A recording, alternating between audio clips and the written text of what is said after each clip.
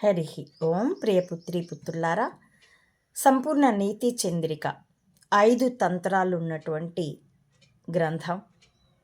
ఎంతో వ్యవహార జ్ఞానాన్ని, కామన్ సెన్స్ని, ఇంగిత జ్ఞానాన్ని కూడా వృద్ధి చేసేటటువంటి, నేర్చుకునే తత్వాన్ని పాఠకుల్లో రేపేటటువంటి ఈ నీతి చంద్రిక నుండి ప్రథమ తంత్రం మిత్రలాభాన్ని మీతో కథని సెకండరీగా, అందులో చెప్పబడినటువంటి నీతిని ప్రైమరీగా చెప్తూ వీడియోలు సమర్పిస్తూ వస్తున్నానండి.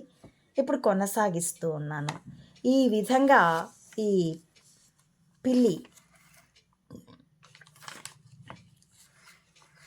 జరద్గవం అనేటటువంటి గ్రద్దని నమ్మించి దాని త్వరలో వాసం చేస్తూ ఉండి, ఇట్లు కొన్ని దినములు గడిచిన తర్వాత మార్జాలము ప్రతిదినము నడికి రేయి చప్పుడు చేయక వృక్షమెక్కి పక్షి పిల్లలను గొంతు కొరికి తెచ్చి త్వరలో పెట్టుకుని తినసాగాను.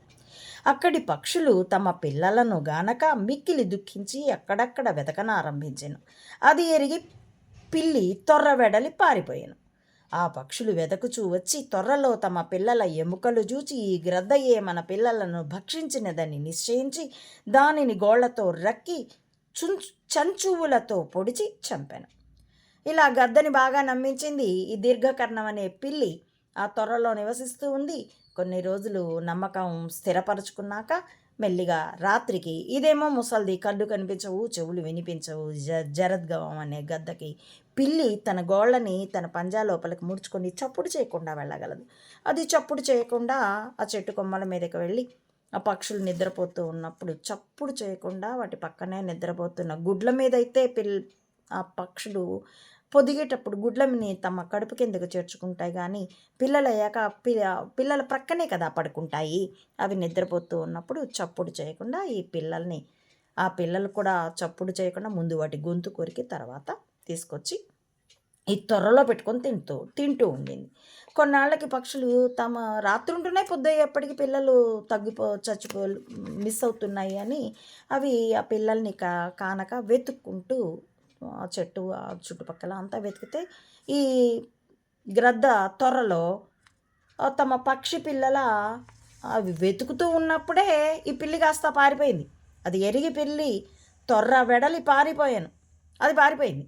ఈ పక్షులు వెతుకుతూ వచ్చి త్వరలో ఎముకలు, అవి వ్యర్థాలు, ఈకలు, గోళ్ళు చూసి తమ పక్షి పిల్లల్ని తాము తెచ్చి ఆహారం పెడుతూ ఉన్నా కూడాను తమ పక్షి పిల్లల్ని కాపాడవలసినటువంటి గ్రద్ద అదే చంపి తిన్నది అన్న కోపంతో అవి చంచువులతో, తమ ముక్కులతో, తమ గోళ్లతో రక్కి ఆ గ్రద్దని కాస్త చంపేస్తాయి. కాబట్టి కొత్తగా వచ్చిన వాడిని నమ్మరాదని చెప్పి తిని, కాబట్టి కొత్తగా వచ్చిన వాళ్ళని నమ్మకూడదు అని చెప్పాను అని ఈ కాకి తన నేస్తమైనటువంటి జింకతో ఉంటే అన్నది. అనగా విని నక్క కాకిని చూచి మిక్కిలి కోపించి ఇట్లని, ప్రథమ దర్శన దినమునందు మృగమునకు నీవు సహితము క్రొత్తవాడవే, అది ఎట్లు నీతో మృగమునకు స్నేహము రాగా వర్ధిల్లుచున్నది?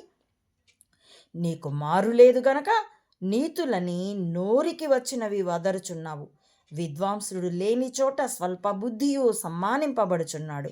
మ్రాను లేని దేశమునందు ఆముదపు చెట్టు మహావృక్షము కదా. వీడు తనవాడని, వీడు పరుడని ఎన్నిక లఘుబుద్ధులది. మహాత్ములకు లోకమే కుటుంబము. ఈ మృగము నాకు బంధువైనట్లు నీవు కావా? ప్రపంచమున్నంతకాలము బ్రతుకబోము. ఎప్పుడో కాలుడు మృంగగాచియున్నాడు. ఉన్న కాలం అందరికీ మంచివాడనిపించుకుని పోవలే గాని ఇట్టి విషమ బుద్ధి చేత ఫలమేమి అనగా విని మృగమిట్లని. వెంటనే నక్క ఎన్ని నీతులు చెప్పిందో చూడండి. వీడు నావాడు, వీడు పరవాడు అనుకోవడం అల్పబుద్ధిది, లఘుబుద్ధిది, షార్ట్ సైట్ వాడిది. మహాత్ములకి లోకమంతా మిత్రులే. పోయేప్పుడు ఏం తీసుకుపోతాం? కాలుడు పట్టుకుంటాడు. నాకు మృగం ఎలా ఫ్రెండో నీ పట్ల కూడా నేను అదే మిత్రత్వం ఆశిస్తున్నాను. ఏమి మృగానికి మొదటి రోజు నువ్వు మాత్రం కొత్తవాడివే కదా, మరి ఎట్లా నమ్మి ఎట్లా స్నేహం రాగా వర్ధిల్లుతూ ఉంది? ఏమి నీతులు చెప్తున్నావు? నీది తనది కాకపోతే కాశీదాకా డేకమన్నట్టు ఎవడు నీకు మారు లేదు కాబట్టి ఈ జింకకే కనుక ఇంకొంతమంది స్నేహితులు ఉంటే ఇలా కాదు. నువ్వు ఒకే ఒక్క స్నేహితుడు కాబట్టి నోటికొచ్చినట్లు మాట్లాడుతున్నావు. ఏ చెట్టు లేని చోట ఆముదం చెట్టే మహావృక్షమైనట్టు. అంటూ ఎన్ని నీతులు వేదాంతము చెప్పింది. కాలుడు కాచు ఉన్నాడు పోయేప్పుడు ఏం పట్టుకుపోతామని. ఇంకా విశాల బుద్ధి చెప్పింది. ఈ జింకలాగా నువ్వు మాత్రం నాకు ఫ్రెండు కావా, నీ పట్ల మాత్రం కూడాను నేను స్నేహమే ఆశిస్తున్నాను అని. అలాగే ఇంగిత జ్ఞానం, లాజికల్ సెన్స్ చెప్పింది. మొదటి రోజు నువ్వు కొత్తే కదా, మరి ఎలా స్నేహం కుదిరింది అని. దానికి సామెతలు జోడించింది, పెద్దల మాటలు, సూక్తులు జోడించింది. మొత్తంగా ఎలా కన్విన్స్ చేసి తదుపరి ఎలా మోసగిస్తుందన్నది మనకి విభ్రమం కొల్పుతుంది. కాబట్టి మాటలతో పాటు కేవలం మాటలనే నమ్మకూడదు. ఎవరినైనా సరే వాడి దేహ భాషని, ఆ మనస్సుకి కిటికీలు కళ్ళు, ఆ కళ్ళు వ్యక్తపరిచే భావాల్ని, తదుపరి వాళ్ళ ప్రవర్తనని చాలా నిశితంగా గమనించుకుంటే తప్ప ఉప్పేదో కర్పూరమేదో మనకు తెలియదు. ద్రోహి ఎవడో, మిత్రుడెవడో, హితుడెవడో మనకు అర్థం కాదు. అది ఎలా తెలుసుకోవడం అనేటటువంటి ఇంగిత జ్ఞానాన్ని నీతులతో మనకు అది మరింత గుర్తుంటుంది. దాన్ని కథతో మిళితం చేస్తే ఇంకా ఎక్కువ గుర్తుంటుంది. అప్పుడు అవసరానికి మన మస్తిష్కం ఆ మెమరీని, ఆ జ్ఞాపక శక్తిని మనకు వీచికలా ఇస్తుంది. అప్పుడు మనం మన జీవితంలో ఎదురయ్యే సంఘటనల్ని ఎదుర్కొనేటప్పుడు, వ్యవహరించేటప్పుడు టాకిల్ చేయడం అంటారు ఇప్పుడైతే. అప్పుడు మనం ఈ ఇంగిత జ్ఞానాన్ని, ఈ నీతి శాస్త్రం మనకి బోధించినటువంటి సామెతల్ని, కథల్ని కూడా మిళితం చేసుకొని సరైన నిర్ణయం తీసుకునే దిశలో అడుగులు వేయగలం. కాబట్టే ఒకప్పుడు పాఠ్యాంశాల్లో అసలు ఏం చదువుతున్నారంటే అక్షరాలు వచ్చేసాయండి. తర్వాత పెదబాల శిక్ష అయిపోయిందండి. మరి ఇప్పుడు రామాయణం చదువుతున్నానండి, బాలకాండ దగ్గర ఉన్నానండి. తదుపరి నీతి శాస్త్రం దగ్గర ఉన్నానండి. ఇప్పుడు ఉపనిషత్తులండి, వేదాంత పంచదశి అండి. ఇలా ఇది విద్యా విధానం.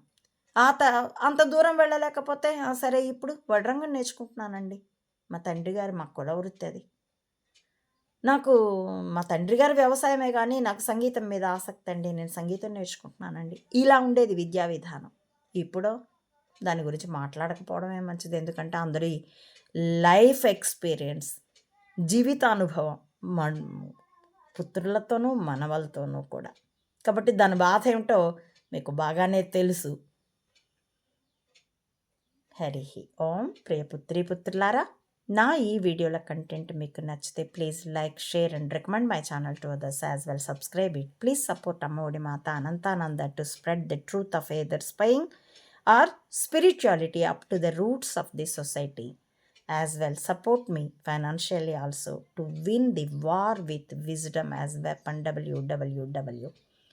భావి తరాలకి స్వచ్ఛమైన జీవితం ఇవ్వగల సమాజం కోసం, మానవతా ధర్మం కోసం ఈ మెదళ్లే ఆయుధాలుగా యుద్ధంలో పాలు పంచుకోవాల్సిందిగా మీ అందరినీ స్వాగతిస్తూ థ్యాంక్ యూ ఫర్ వాచింగ్.